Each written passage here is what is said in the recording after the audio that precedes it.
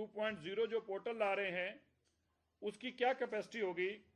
वो अपने आप रजिस्ट्रेशन के साथ साथ इलीगल प्रॉपर्टीज जो हो रही हैं, कंस्ट्रक्शन हो रही हैं, उनके ऊपर उसकी चालान काटने की भी, उसकी फाइन पेनल्टी लगाने की भी खुद की कैपेसिटी रहेगी, ताकि मैनुअल इंटरवेंशन कम कर सकें और हर प्रॉपर्टी जो दिल्ली के अंदर बन रही है उसको आइडेंटिफाई करके उसको अपने दायरे में ला सकें, और जो पोल्यूशन नॉर्म्स हैं वो स्ट्रिक्टली वहां पे फॉलो हों, और नहीं फॉलो होंगे तो उन पे कार्रवाई हो। इसके लिए डीपीसीसी 2.0 पोर्टल जो कि तैयार हो रहा है, लगभग हम जनवरी फेब के अंदर इसको चालू करेंगे। दिल्ली में मैंने कल भी बताया था एक बड़ा सर्वे चल रहा है। वो सर्वे पूरे दिल्ली के अंदर इलीगल इंडस्ट्री जो चल रही है, सभी डीएम्स के माध्यम से और एमसीडी के डिप्टी कमिश्नर के माध्यम से ऐसा सर्वे चल रहा है।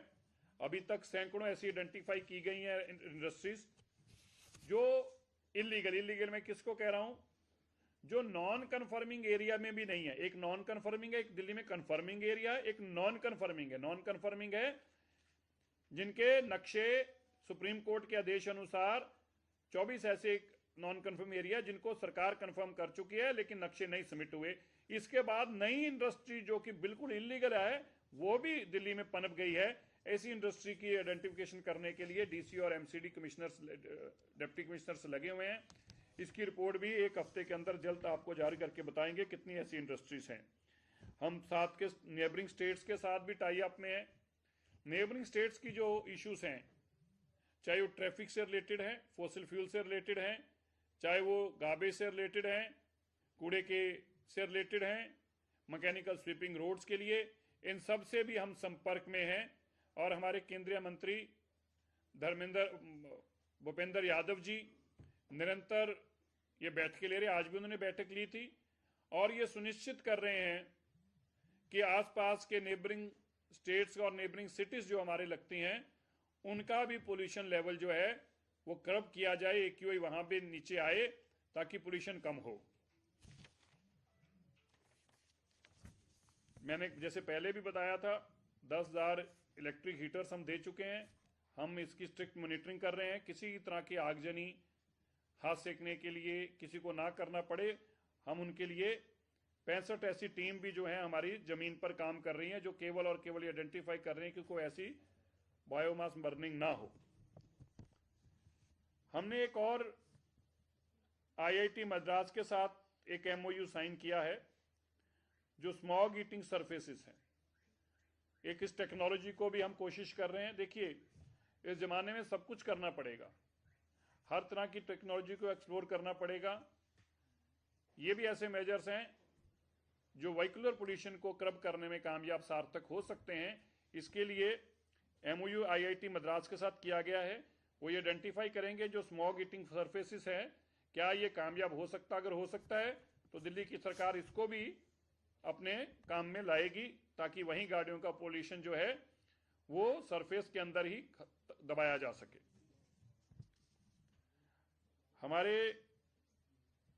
मैं आपको बताना चाहता हूं कि जो व्हीकुलर पोल्यूशन को कंट्रोल करने के लिए और बड़ा साधन मेट्रो है। मेट्रो के लिए माननीय मुख्यमंत्री जी की तरफ से 3,000 करोड़ 2929 करोड़ रुपए एग्जैक्टली 2025-26 के बजट के मुताबिक दिया जा चुका है। इससे लाजपत नगर से साकेत, इंद्रलोक टू इंद्रप्रस्था, रिठाला टू, और ये सारे जो फेसिस हैं इन फेसिस के लिए 940 करोड़ रुपए ऑलरेडी दिया जा चुका है। एक जगह 336 करोड़ रुपए डिस्पर्स किया जा चुका है। और पुरानी लायबिलिटी जो थी मेट्रो की, जिसके कारण सारे काम रुके पड़े थे, वो भी 2700 करोड़ रुपए माननीय मुख्यमंत्री जी ने पुरानी लायबिलिटी को भी खत्म करने का किया है। एमसीडी जो मैंने पहले बताया बहुत सार्थक हो सकती है पोल्यूशन को खत्म करने में। उनका लास्ट ईयर के मुताबिक हम इस साल उनको, पिछले सालों में उनके पास 7663 करोड़ जाते थे, इस बार 10,000 करोड़ रुपए हम उनको दे रहे हैं जो कि काफी एक्स्ट्रा है। इसमें क्या क्या है, एक तो उनको 500 करोड़ रुपए की हमने वन टाइम असिस्टेंस दी है। इसके साथ ही 300 करोड़ रुपया हमने और उनको हर साल फाइनेंशियल एड देने की बात की है, जिससे वो कूड़े को और साइंटिफिक तरीके से खत्म कर सकें। कूड़े दिल्ली में ना दिखाई दे, इसके लिए 300 करोड़ रुपए हम एक्स्ट्रा दे रहे हैं। और इसी के साथ जैसे मैंने पहले बताया था, MRS के लिए भी 250 करोड़ रुपया हमारी सरकार MCD को देने जा रही है। दिल्ली के अंदर आज से 50% जो वर्क फ्रॉम होम है उस कंडीशन को लागू किया गया है। और साथ में ही जो हमारे मजदूर हैं जिनका ग्रैब 4 लगने से कंस्ट्रक्शन के कामों में जुड़े हैं और आजकल उनके पास रोजगार नहीं है, उनकी चिंता करते हुए 10,000 रुपया पर एम्प्लॉय देने का काम, पर पर्सन देने का काम माननीय मुख्यमंत्री जी ने आज यह भी एक फैसला लिया है। दिल्ली में इलेक्ट्रिक बसें एक बड़ा साधन है दिल्ली का पोल्यूशन कम करने के लिए। जैसे मैंने पहले बताया था, 7,500 बसेस हमारी पूरे फ्लीट को पूरा करेंगी। हम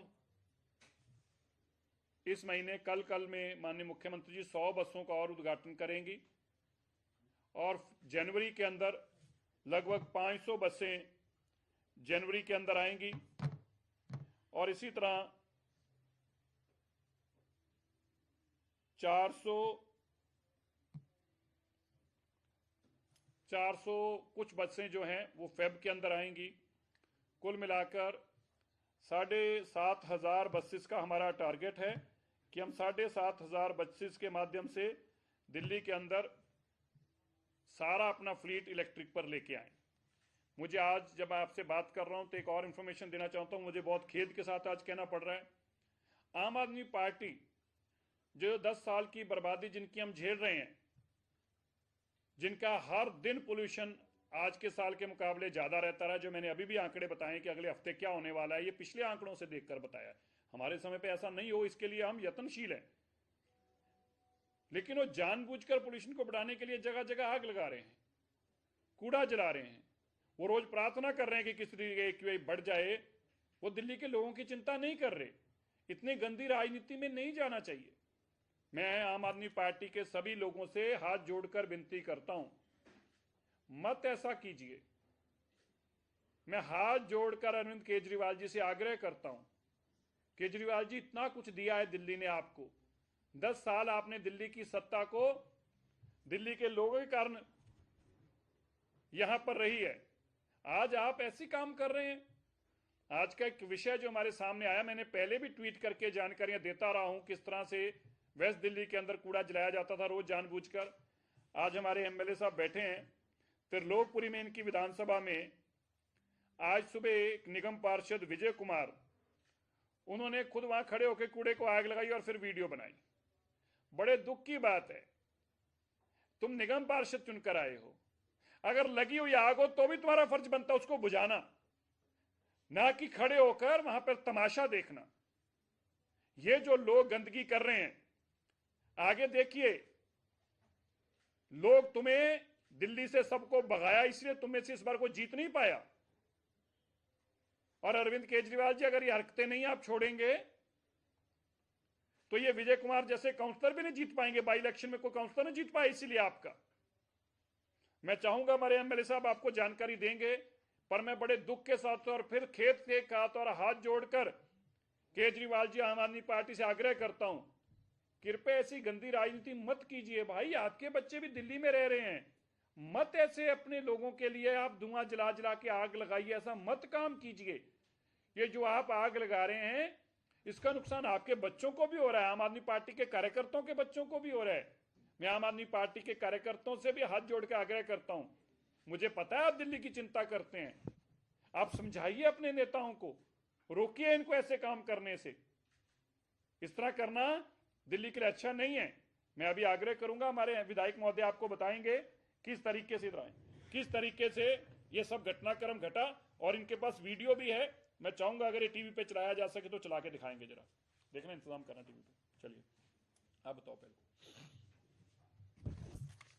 सबसे पहले तो मैं धन्यवाद करता हूं हमारे आदरणीय मंत्री साहब का, सिरसा साहब का, जिन्होंने ये प्रेस कॉन्फ्रेंस के माध्यम से जो दिल्ली से जुड़े हुए मुद्दे हैं उनको, जो पॉल्यूशन के विरुद्ध दिल्ली सरकार का युद्ध स्तर तरीके से चल रहा है, उसके लिए धन्यवाद के पात्र हैं, चाहे वो MRS मशीन्स के बारे में हो, चाहे वो EV बसेस के बारे में हो, चाहे लिटर पिकर्स के बारे में हो। आपको ब्रीफ जानकारी जिन्होंने दी उसके लिए धन्यवाद। लेकिन आज ये मुद्दा सिर्फ त्रिलोकपुरी विधानसभा का नहीं, पूरे दिल्ली का है। और ये बड़ा दुर्भाग्यपूर्ण दिन आज मेरी विधानसभा को देखना पड़ा, क्योंकि जिस विधानसभा से मैं आता हूं वहां से हमारे पार्षद हैं त्रिलोकपुरी वार्ड में विजय कुमार जी।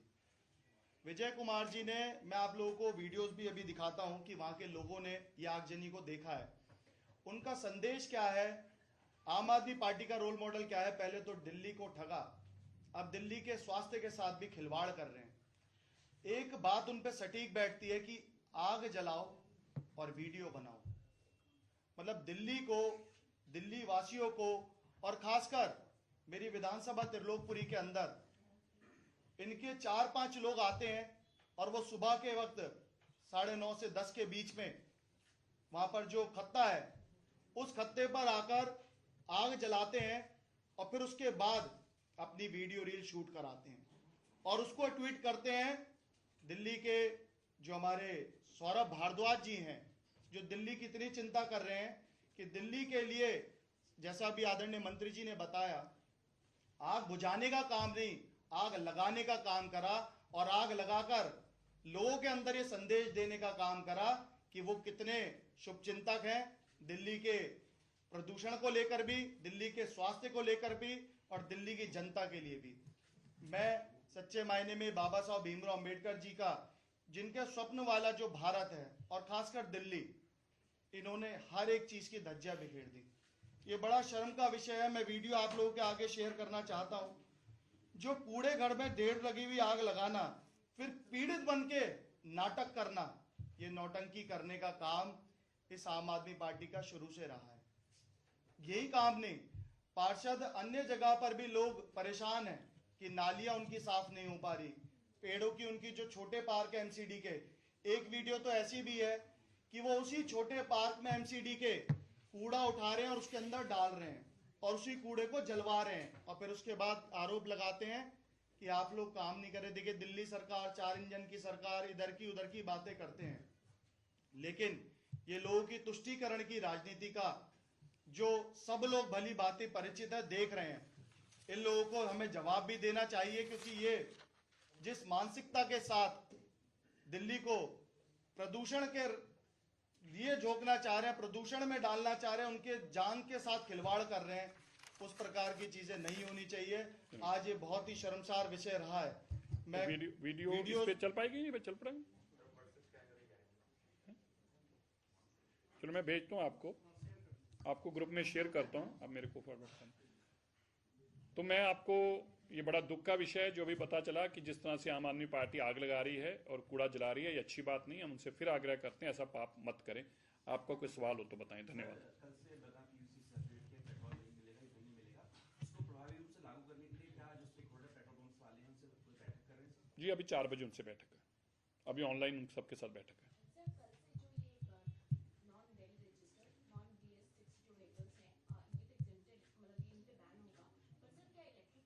नहीं, सभी इलेक्ट्रिक व्हीकल, CNG सब अलाउड हैं।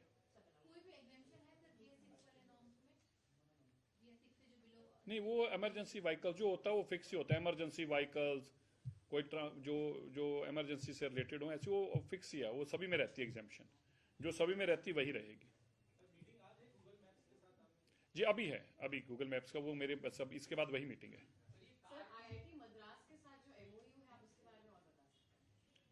नहीं, उसमें स्मोक ईटिंग सरफेस जो एक केमिकल के माध्यम से सड़कों पे बिछाया जाता है ताकि जब उस पर धुआं गाड़ियों को आए तो वो नीचे खींचे उसको और स्टिक करे।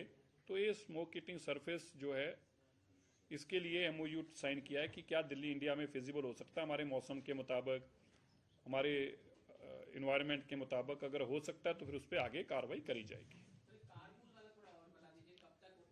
अभी कारपूल के लिए हम आइडेंटिफाई कर रहे हैं ऐसे ऐप को बनाने वाले लोग, अगर कोई एग्जिस्टिंग है उनसे बातचीत करना है। इसको अभी प्राइमरी स्टेज पे है, पर हमारा बेसिक आइडिया यह है कि दिल्ली के लिए अपना एक कारपूलिंग ऐप होना चाहिए, जिस कारपूलिंग ऐप के साथ बहुत बड़ी रिलीफ मिलेगी। अगर आपको भी पता है कि सेक्रेटरीट आपने आना है और अगर कोई और भी आने वाला है सेक्रेटरीट, तो उसको पता कैसे हो उसको पता तो नहीं होगा कि आप, तो इसलिए इसको कैसे आइडेंटिफाई किया जाए, कारपूलिंग ऐप के माध्यम से ही हो सकता है। सर, कल से जैसे ये आपका बैन आ जाएगा जो दिल्ली के बाहर वाले व्हीकल्स हैं, कितने एंट्री पॉइंट्स पे चेकिंग होगी?